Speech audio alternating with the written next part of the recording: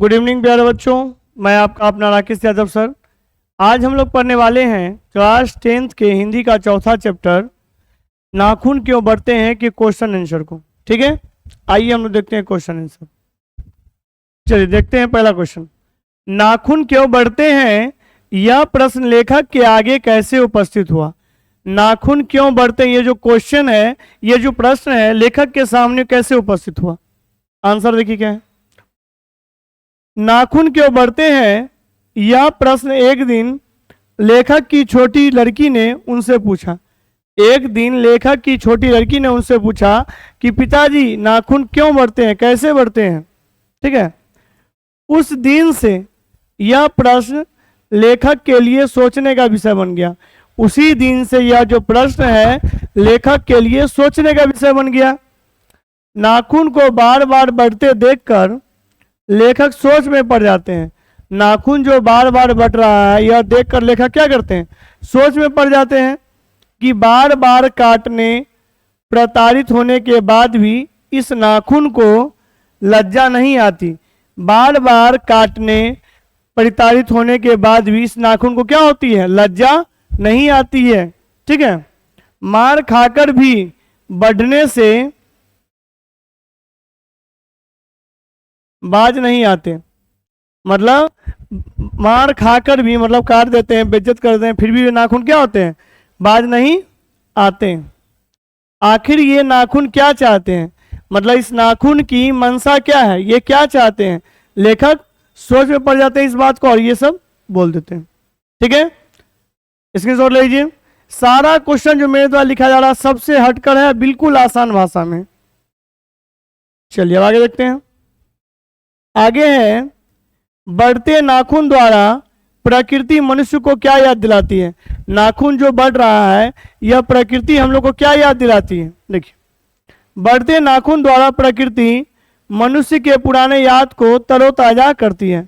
बढ़ते नाखून जो है इसके द्वारा प्रकृति जो है मनुष्य का जो पुराना याद है उसको क्या करती है, तरोताजा करती है।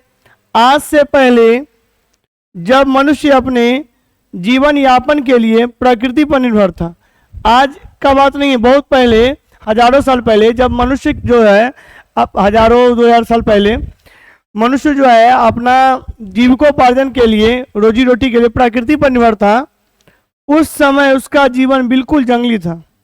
उस समय उसका जीवन बिल्कुल जंगली किसके समान था, पशु के समान था। उसने नाखून स्वतंत्र होकर बढ़ा, उनके नाखून स्वतंत्र होकर बढ़ते थे। उनके नाखून जो है स्वतंत्र होकर बढ़ते थे और वो शौक से बढ़ाते थे। ठीक है, जिसका इस्तेमाल वह जानवरों के शिकार करने में और अपनी रक्षा करने में करते थे। और ये नाखून क्यों बढ़ाते थे, जिससे वो जानवर का शिकार कर पाए और अपना रक्षा कर पाए। इसलिए पहले मनुष्य क्या करते थे, नाखून को बढ़ाते थे। और प्रकृति हम लोग को याद दिलाती है कि पहले मनुष्य कैसा था, जंगली था। ठीक है, चलिए अब आगे देखते हैं। आगे है, लेखक द्वारा नाखून को अस्त्र के रूप में देखना कहाँ तक संभव है।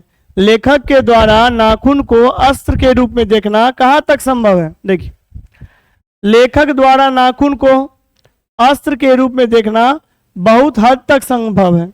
मतलब लेखक जो नाखून के अस्त्र के रूप में देख रहे हैं, संभव है, बहुत हद तक संभव है। क्योंकि यही नाखून अस्त्र बनकर उनके पेट की आग को बुझाता था।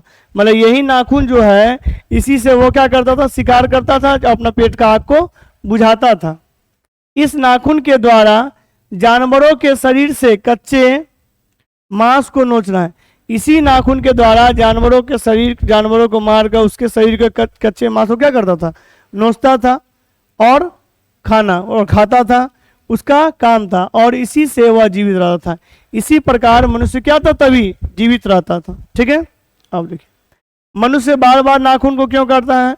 मनुष्य जो है बार बार नाखून को क्यों काटता है। आंसर देखिए, मनुष्य के शरीर में नाखून अंग प्रत्यंग है।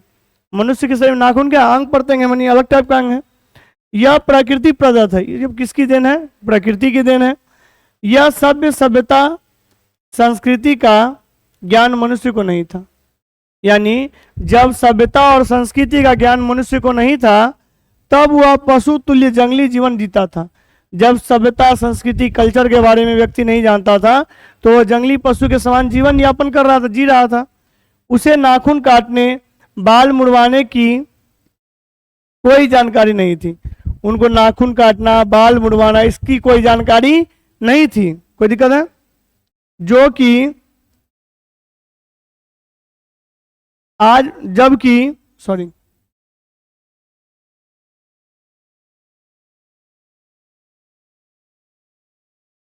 जबकि आज मनुष्य सभ्य, सुसंस्कृत, सोच समझ रखने वाला, मानवीय गुणों से पूर्ण है। जबकि आज मनुष्य क्या है? अच्छा सोच रखने वाला, मानवीय गुण से भरा हुआ है। ठीक है। अतः इस बढ़ने वाले नाखून को बार बार काटकर अंगुली को सुसज्जित रखता है, और इसलिए क्या करता है आप मनुष्य जो है नाखून को काटकर इसको सुसज्जित रखता है। ठीक है, चलिए आगे देखते हैं। आगे है, सुकुमार विनोद के लिए नाखून को उपयोग में लाना मनुष्य ने कैसे शुरू किया? नाखून को यूटिलाइज में, उपयोग में लाना मनुष्य ने कैसे शुरू किया? लेखक ने इस संबंध में क्या बताया? लेखक जो है इस संबंध में क्या बताएं? देखिए उत्तर क्या है। लेखक कहते हैं कि पशुवत मानव जब धीरे धीरे विकसित हुआ, मतलब पशुवत मानव यानी पशु की तरफ जो मानव का प्रवृत्ति था, जब धीरे धीरे डेवलप हुआ, सभ्य बना, तब पशुता की पहचान को कायम रखने वाले नाखून को काटने की प्रवृत्ति पनपी। तो उसके जब आदमी डेवलप हुआ, सभ्य हुआ, समझदार हुआ, तब उन्होंने नाखून को काटना शुरू किया। लेकिन कुछ समय बाद भारतवासियों ने नाखून को जमकर संवारना शुरू कर दिया। लेकिन कुछ साल बाद क्या है, भारतवासियों ने नाखून को जमकर संवारना शुरू कर दिया। यह सोच 2000 वर्ष पहले विकसित हुई। क्या हुआ देखिए, त्रिकोण नाखून में जो है त्रिकोण डिजाइन बनाना, चंद्रकार डिजाइन बनाना, वर्तुलाकार डिजाइन बनाना और दंतुक आदि आकृति नाखून पर बनाकर सजाने लगे। मतलब इस टाइप का जो डिजाइन है वो नाखून पर पेंट करके बनाया जाने लगा। ठीक है, अब देखिए, नख बढ़ाना, नाखून बढ़ाना और उन्हें काटना और उनको काटना कैसे मनुष्य की सहज वृत्ति है? मनुष्य की सहज वृत्ति कैसी है, इसका क्या अभिप्राय? देखिए आंसर क्या है। नख बढ़ाना और उन्हें काटना मनुष्य की मनोवैज्ञानिक घटना है। मतलब मनुष्य का जो है मनोवैज्ञानिक इंसिडेंट है। जो नख बढ़ाने के शौकीन है, जो व्यक्ति नाखून यानी नख बढ़ाने के शौकीन है वह बढ़ाते हैं। जो उसको नख बढ़ाने का, नाखून बढ़ाने का शौक है वो बढ़ाते हैं। लेकिन जिन्हें बढ़ाने का शौक नहीं है वे उसे काटकर अपनी उंगलियों को साफ सुथरा रखते हैं। यानी जो जिनको नाखून बढ़ाने का शौक है बढ़ाते हैं, जिनको बढ़ाने का शौक नहीं है नाखून को काटकर अपनी उंगली को साफ सुथरा रखते हैं। वैसे भी बढ़े हुए नाखून में किसी न किसी मामले में गंदगी छिपी रहती है। वैसे भी जो नाखून बढ़ा हुआ रहता है उसमें क्या रहती है? गंदगी छिपी हुई रहती है, जो स्वास्थ्य के लिए क्या है? हानिकारक। जो स्वास्थ्य के लिए क्या है? हानिकारक है। स्क्रीनशॉट ले लीजिए आप लोग। सारा क्वेश्चन सबसे हटके मेरे द्वारा पढ़ाया जा रहा है, इसीलिए जो भी बच्चे मेरे वीडियो को देख रहे हैं दोस्तों के भी शेयर करें जिनको बेहतर और डीपली नॉलेज मिल सके। अब देखिए, लेखक क्यों पूछते हैं कि मनुष्य किस ओर जा रहा है, पशुता की ओर या मनुष्यता की ओर? लेखक ऐसा क्यों बोलते हैं कि आदमी पशुता की तरफ जा रहा है कि मनुष्यता की तरफ? देखिए, लेखक को हैरत इसलिए है कि सुंदर प्राचीन काल में मनुष्य जानकारी के अभाव में नख बढ़ा रहा था। जब आदमी को जानकारी नहीं था तो आदमी क्या कर रहा था? नाखून बढ़ा रहा था जानकारी के अभाव में। लेकिन आज की बढ़ती हुई दुनिया, लेकिन आज जो डेवलपमेंट हो गया है दुनिया में भी मनुष्य नख बढ़ा रहे हैं। आज भी मनुष्य क्या कर रहे हैं? नाखून को बढ़ा रहे हैं। तो यह एक पार्श्विक प्रवृत्ति है। यह क्या है? एक पार्श्विक प्रवृत्ति है। मतलब पहले नाखून का जरूरी था, अभी तो जरूरी नहीं है, फिर भी लोग बढ़ा रहा है, तो ये पार्श्विक प्रवृत्ति है मनुष्य का। तो मनुष्य किधर जा रहा है? पशुता की ओर या मानवता की ओर? मतलब आदमी जा किधर रहा है? पशुता की तरफ जा रहा है या मानवता की ओर जा रहा है? अच्छा होगा कि वह नाखून को काटकर, बाल को मुड़वाकर या अच्छे ढंग से कटवाकर स्वच्छ वस्त्र धारण कर एक सभ्य नागरिक बनकर अपने समाज में मान मर्यादा का परिचय दे। लेखक के अनुसार, लेखक ने कहा कि मनुष्य को अच्छा होगा कि वो नाखून को अच्छे से काट कर, बाल को मुड़वा कर या अच्छे से कटवा कर स्वच्छ वस्त्र धारण करके और अपनी मतलब एक सभ्य नागरिक का परिचय दे। अगला है, देश की आजादी के लिए प्रयुक्त किन शब्दों का अर्थ मीमांसा लेखक करता है और लेखक के निष्कर्ष क्या है? देखिए, देश की आजादी के लिए प्रयुक्त इंडिपेंडेंस, देश की आजादी के लिए प्रयुक्त, या शब्द लिख सकते हैं आप, शब्द क्या है? सॉरी, यहाँ लिखा हुआ इंडिपेंडेंस शब्द का अर्थ अनधीनता है। क्या है? अनधीनता।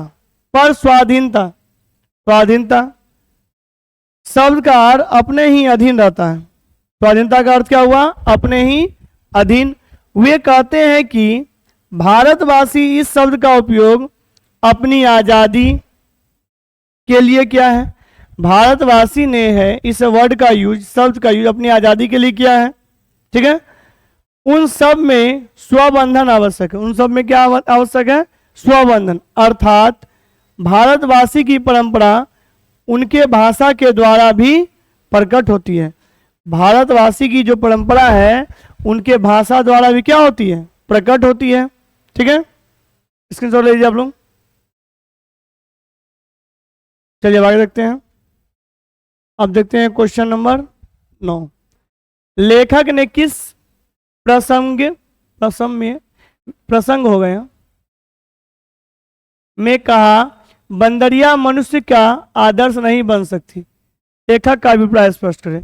लेखक क्या कर रहे हैं कि बंदरिया जो है वह मनुष्य का आइडियल यानी आदर्श नहीं बन सकती। कैसे? देखिए, लेखक इंसानियत की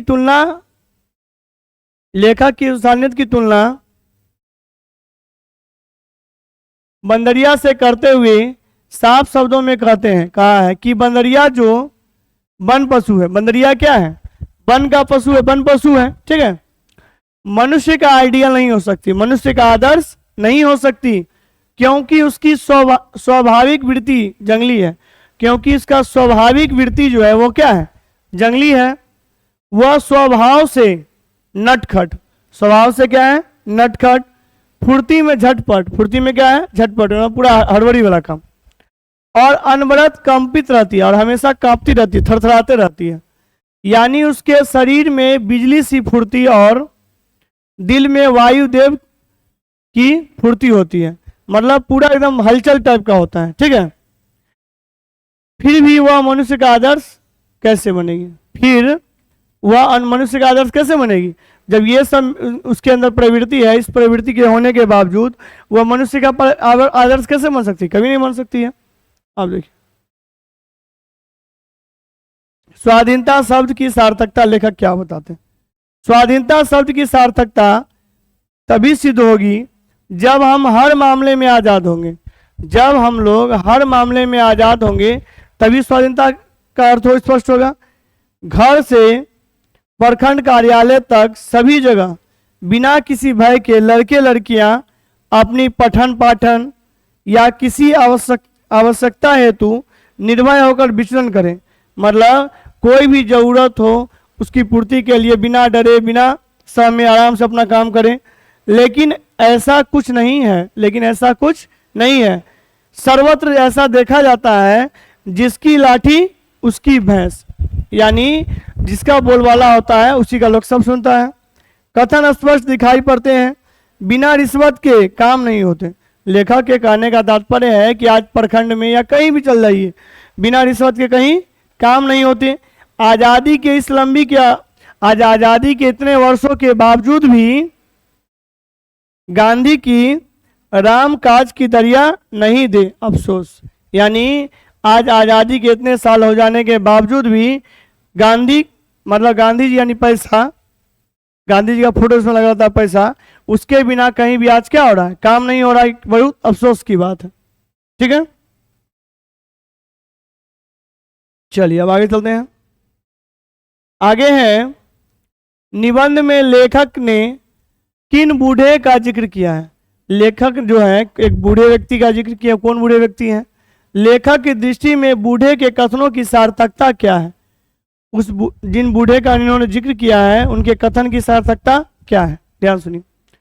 निबंध में लेखक ने उस बूढ़े की बात की जिक्र किया है जिन्होंने कहा था, क्या कहा था? कि बाहर नहीं भीतर की ओर देखो, अहिंसा यानी हिंसा नहीं, मिथ्या यानी झूठ, क्रोध यानी गुस्सा, द्वेष आदि को दूर करें, तो गांधी जी बोले थे, तथा सत्य, अहिंसा और आत्मसंतोष, प्रेम आदि पर बल दें। इन बातों पर क्या करें? बल दें। इनकी बात सोचें, लेकिन लोग जो है उनकी बात समझ नहीं आई। लोगों को, लेकिन क्या है, लोगों को उनकी बातें समझ नहीं आई और उन्हीं को गोली मार दी। उन्होंने सत्य और अहिंसा की बात कही, ये बात लोगों को समझ में नहीं आई और उनको एक लोगों ने गोली मार दी। लेखक की दृष्टि में उस बूढ़े की बात सार्थक थी। लेखक की दृष्टि में वो जो बूढ़ा व्यक्ति जो थे उनकी बात क्या थी? सार्थक थी, सही थी। लेकिन मैं चाहकर भी मनुष्य की पशुता को रोक नहीं पाया। लेकिन उन्होंने सही बात सही की, लेकिन जो मनुष्य का जो पशुता वाला गुण है, जानवर वाला गुण है, इसको रोक नहीं पाया, जिसके कारण आज खुद यह मनुष्य अपने ही विनाश के कगार पर है। मनुष्य का ये जो पशुविक प्रवृत्ति है, पशु वाला प्रवृत्ति है, इसी के कारण वो खुद बर्बादी के कगार पर खड़ा है। चलिए आगे देखिए। मनुष्य की पूंछ की तरह उसके नाखून भी एक दिन झड़ जाएंगे। जिस प्रकार आदमी को पहले पूंछ हुआ करता था, धीरे धीरे वो पूंछ खत्म हुआ, उसी प्रकार लेखक बोल रहे हैं कि नाखून भी खत्म हो जाएंगे। प्राणी शास्त्रियों के इस अनुमान से लेखक के मन में कैसी आशा रखती है? प्राणी शास्त्री ऐसा बोल रहे हैं तो लेखक के मन में क्या मनसा है या क्या सोचते हैं लेखक? मनुष्य की पूंछ की तरह उनके नाखून भी एक दिन झड़ जाएंगे। जिस प्रकार मनुष्य की पूंछ झड़ गई है, उसी प्रकार मनुष्य के नाखून भी एक दिन झड़ जाएंगे। प्राणी शास्त्रियों के इस अनुमान से लेखक के मन में यह आशा जगती है। लेखक के मन में क्या है? यह आशा जगती है, ठीक है, कि शायद एक दिन ऐसा भी आएगा। क्या बोलते हैं? कि हो सकता है शायद एक दिन ऐसा आएगा जिस दिन मनुष्य की नाखून के साथ उनके मरने मारने वाली पशुता भी लुप्त हो जाएगी। मतलब नाखून तो खत्म होगा ही होगा, और लेखक के अंदर जो मरने मारने वाली जो प्रवृत्ति है ये भी खत्म हो जाएगी। उस दिन यह प्रेम करने लगेंगे, सब लोग आपस में प्रेम के भाव से रहने लगेंगे। यह पृथ्वी भी स्वर्ग बन जाएगी, और यह पृथ्वी कैसा बन जाएगी? स्वर्ग बन जाएगी। ठीक है, इसकी सोच लीजिए। आगे देखिए, अगला क्वेश्चन है, सफलता और चरितार्थ शब्दों में लेखक अर्थ की भिन्नता किस प्रकार प्रतिपादित करते हैं? ध्यान सुनिए। सफलता और चरितार्थ में लेखक इस प्रकार भिन्नता प्रतिपादित होती है कि मनुष्य मरण शस्त्रों के संचयन से तथा बाह्य उपकरणों के बाहुल्य से उस वस्तु को पा भी सकता है। उस वस्तु को क्या करता है? पा भी सकता है, जिसे वह बड़े आडंबर के साथ सफलता नाम दे सकता है। और बड़े आडंबर के साथ क्या नाम दे सकता है? सफलता नाम दे सकता है। प्रकृति मनुष्य की चरितार्थ, प्रेम में, मैत्री में, त्याग में, अपने को सबके मंगल की उस अनसहज प्रवृत्ति, ये जो फीलिंग जो है, अपनापन का भावना है, सबको लेके चलने का भावना है, जो उनके जीवन को सफलता की ओर ले जाएगी। और ये जो प्रवृत्ति है सबका विकास की, सबके प्रति अच्छे भावना की, ये उनको किसके तरफ ले जाएगी? सफलता की तरफ। उसको काट देना आत्मबंधन का फल है। और जो बाधा उनको रोक रहे हैं सब करने से, उसको काट देना क्या होगा? आत्मबंधन का फल है, जो उसे चरितार्थ की ओर ले जाती है। ठीक है, उसके बाद अब जो क्वेश्चन है 14 नंबर का क ख जो भी है व्याख्या है। काट दीजिए, ये चुप दंड स्वीकार कर लेंगे। मतलब काट दीजिए, तो दंड दे दिए, ये स्वीकार कर लेंगे। पर निर्लज अपराधी की भांति छूटते ही सेंध पर हाजिर। लेकिन निर्लज है, ये काट देंगे, फिर क्या होगा? कुछ दिन बढ़ ही जाएगा। अब देखिए, प्रस्तुत लाजवाब एवं मार्मिक अवतरण, यानी ये जो पंक्ति है, ये जो अवतरण है, हजारी प्रसाद द्विवेदी द्वारा रचित नाखून क्यों बढ़ते हैं शीर्षक कहानी से प्रणीत है। कहाँ से लिया गया है? हजारी प्रसाद द्विवेदी द्वारा लिखी गई कहानी नाखून क्यों बढ़ते से लिया गया है।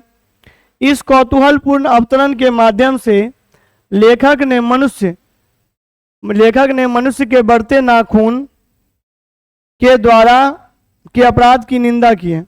मनुष्य का जो नाखून बढ़ रहा है, ये जो अपराध है, इसकी क्या की निंदा करती है। जिस प्रकार हम नाखून को बेरहमी से काट देते हैं लेकिन उसकी बदचलनी दूर नहीं होती। नाखून को हम काट देते हैं लेकिन उसका जो बदचलनी है वो क्या होता है? दूर नहीं होती है, बढ़ते ही रहती है। क्या होते हैं? बढ़ते ही रहते हैं। ठीक उसी प्रकार की पकड़े गए अपराधी, जैसे अपराधी को पकड़ लीजिए, लाठी डंडा से मार दिए, फिर वही काम करेगा, तो उसी प्रकार ये नाखून क्या है?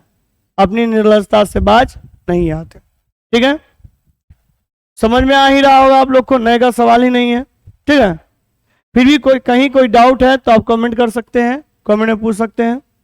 ठीक है, देखिए अगला क्वेश्चन है, मैं मनुष्य के नाखून की ओर देखता हूं तो कभी कभी निराशा हो जाती है। ये क्वेश्चन इंपॉर्टेंट है, इसके पहले वाला क्वेश्चन इंपॉर्टेंट था।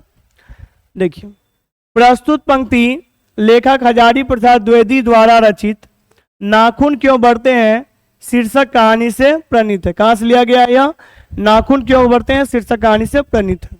ठीक है, इस पंक्ति में लेखक कहते हैं कि मैं मनुष्य की नाखून की ओर देखता हूं तो कभी कभी निराश हो जाता हूं। जब नाखून की तरफ मैं देखता हूं तो कभी कभी मैं क्या होता हूं? निराश हो जाता हूं। कि पहले नाखून का उपयोग लोग अपनी रक्षा और पशुओं के शिकार में करते थे। पहले नाखून का यूटिलाइज जो है लोग क्या चीज में करते थे? अपनी रक्षा और पशुओं के शिकार करने में करते थे। लेकिन आज का जो मनुष्य है नाखून को शौक से बढ़ाकर तरह तरह की चित्रकारी नाखून में करते हैं। लेकिन आज का जो मनुष्य है नाखून को क्या करता है? शौक से बढ़ाता है और तरह तरह की चित्रकारी करता है। पहले नाखून पशुता का प्रतीक माना जाता था। पहले जो है नाखून क्या चीज का प्रतीक था? पशुता का प्रतीक था। लेकिन आज नाखून शौक तथा मनोरंजन का प्रतीक है। लेकिन आज नाखून क्या चीज का प्रतीक है? शौक और मनोरंजन का प्रतीक माना जाता है। ठीक है, अगला व्याख्या देखिए, कमबख्त नाखून बढ़ते हैं तो बढ़े, मनुष्य उसे बढ़ने नहीं देगा। ठीक है, इस व्याख्या को देखते हैं हम लोग। प्रस्तुत पंक्ति लेखक हजारी प्रसाद द्विवेदी द्वारा रचित नाखून क्यों बढ़ते हैं शीर्षक कहानी से प्रणीत है, यानी लिया गया, उद्धृत है। लेखक कहते हैं कि आज मनुष्य के पास इतने कोटि कोटि गुना शक्तिशाली अस्त्र मनुष्य को मिल गए हैं। आज मनुष्य को क्या है? शक्तिशाली अस्त्र मिल गए हैं। अब इनकी कोई आवश्यकता नहीं। अब नाखून में कोई जरूरी है ना जरूरी। ये अंधे हैं, इन्हें कुछ दिखाई नहीं देता। ये क्या है? नाखून अंधे हैं, इन्हें कुछ दिखाई नहीं देता। ये रोज बढ़ते जाते हैं। ये क्या होता है? रोज बढ़ते जाते हैं। इसी संदर्भ में लेखक ने कहा है कमबख्त नाखून बढ़ते हैं तो बढ़े, मनुष्य उसे बढ़ने नहीं देगा। ठीक है, स्क्रीनशॉट लीजिए आप लोग। चलिए अब अगला क्वेश्चन देखते हैं। लास्ट क्वेश्चन है, लेखक की दृष्टि में हमारी संस्कृति की बड़ी भारी विशेषता क्या है, स्पष्ट करें। देखते हैं, लेखक ने संस्कृति की विशेषता बताने के प्रसंग में कहा है कि हम भारतीय अपने पुराने संस्कार और संस्कृति के कारण अपने आप पर लगाए हुए बंधन को नहीं छोड़ सकते। अपने आप पर लगाए गए जो बंधन है हम लोग पर, उसको हम नहीं छोड़ सकते, परंतु हम हमेशा पुराने मोह को भूल नहीं सकते। ठीक है, जैसे बंदरिया मरे हुए बच्चे को गोद में दबाए रखती। जब जैसे बंदरिया का जो बच्चा मर जाता है फिर भी वो गोद में उसको क्या करती है? दबाए रखती है। वह कभी भी मानवता का यानी मानव का आदर्श नहीं बन सकती। वो बंदरिया जो है कभी भी मानव का आइडियल नहीं बन सकती, क्योंकि मनुष्य जानता है कि जो चीजें, मरा हुआ बच्चा फिर भी वो गोद में रखी हुई, लेकिन मनुष्य जानता है कि जो चीजें छोड़ देने में ही भलाई है उसे छोड़ देना चाहिए। इस प्रकार हम लोगों ने इस चैप्टर के क्वेश्चन आंसर को पढ़ लिया। अभी तक मैंने जो वीडियो डाला, इससे पहले वाले वीडियो में लेखक परिचय, पाठ का सारांश और ये क्वेश्चन आंसर, उसके बाद ऑब्जेक्टिव, सभी को आप बिल्कुल बेहतर तरीके से देखें, एग्जाम में आपको बहुत हेल्पफुल होगा। जो भी बच्चे मेरे वीडियो को देख रहे हैं, मेरे चैनल को लाइक करें, सब्सक्राइब करें और दोस्तों के बीच शेयर करें। जय हिंद, जय भारत।